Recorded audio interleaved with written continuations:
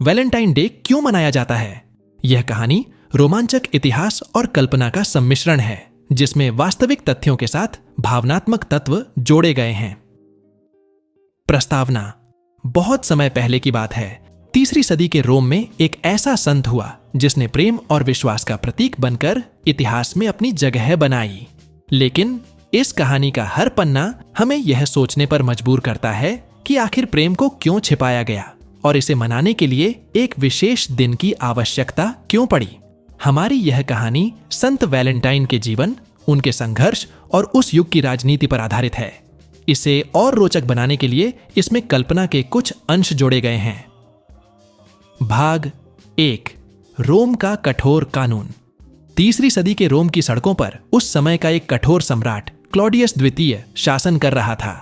Claudius ने एक अजीब सा फरमान जारी किया था कि सैनिकों को विवाह करने की अनुमति नहीं होगी। उसका मानना था कि विवाह करने से सैनिक कमजोर हो जाते हैं, क्योंकि वे अपने परिवार और प्रियजनों के प्रति भावुक हो जाते हैं। वह चाहता था कि उसके सैनिक केवल युद्ध पर ध्यान दें। इस कानून के कारण रोम के युवाओं के दिलों में दुख और गुस्सा भर गया। वे अपने प्रेम को छिपाने और उसे निभाने के लिए तरकीबें ढूंढने लगे, लेकिन प्रेम को कैद करना इतना आसान नहीं था। भाग 2। संत वैलेंटाइन का उदय। इन्हीं परिस्थितियों में संत वैलेंटाइन का नाम प्रकाश में आया। वैलेंटाइन एक साधारण पादरी थे, लेकिन उनके अंदर अपार साहस और प्रेम का सम्मान करने का जुनून था। वे यह मानते थे कि प्रेम ईश्वर का वरदान है और इसे किसी भी कानून से दबाया नहीं जा सकता। उन्होंने छिप छिप कर प्रेमी युगलों का विवाह कराना शुरू किया। एक गुप्त कमरे में वैलेंटाइन प्रेम की रस्में पूरी करते और नवयुगलों को आशीर्वाद देते। यह खबर धीरे धीरे पूरे रोम में फैल गई। प्रेमी युगल उनके पास आते और वैलेंटाइन उन्हें विवाह के बंधन में बांध देते। लेकिन उनकी इस गुप्त गतिविधि की खबर आखिरकार क्लॉडियस तक पहुंच गई। भाग 3। गिरफ्तारी और बलिदान। सम्राट ने वैलेंटाइन को गिरफ्तार कर लिया। उन्हें आदेश दिया गया कि वे अपनी गतिविधियां बंद कर दें और सम्राट के कानून को माने। लेकिन वैलेंटाइन ने सम्राट के सामने झुकने से इनकार कर दिया। कैद में रहते हुए वैलेंटाइन ने जेल के दरोगा की अंधी बेटी जूलिया को शिक्षा दी। जूलिया ने उनकी बातों और उनके प्रेम के संदेशों से प्रेरित होकर अपने जीवन में रोशनी पाई। कहा जाता है कि वैलेंटाइन के आशीर्वाद से जूलिया की दृष्टि वापस आ गई। यह चमत्कार सम्राट को और अधिक क्रोधित कर गया। उन्होंने वैलेंटाइन को मृत्युदंड देने का आदेश दे दिया। भाग 4। आखिरी पत्र।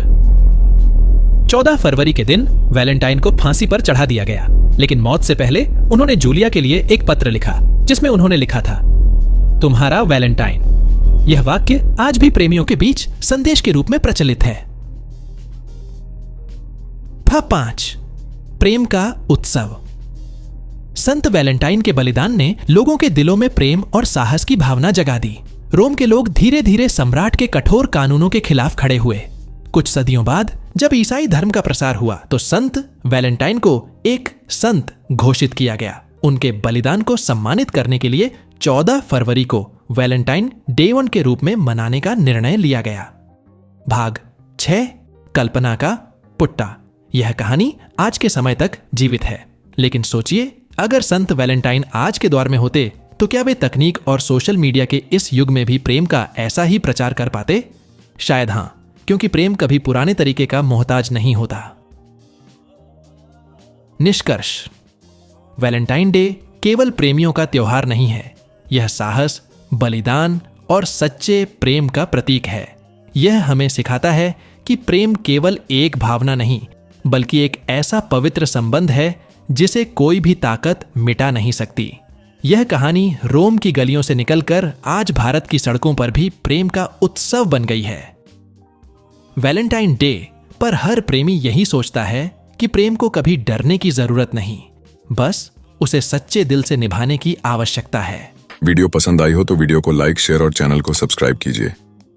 चलिए मिलते हैं आपसे अगले वीडियो में, तब तक के लिए धन्यवाद।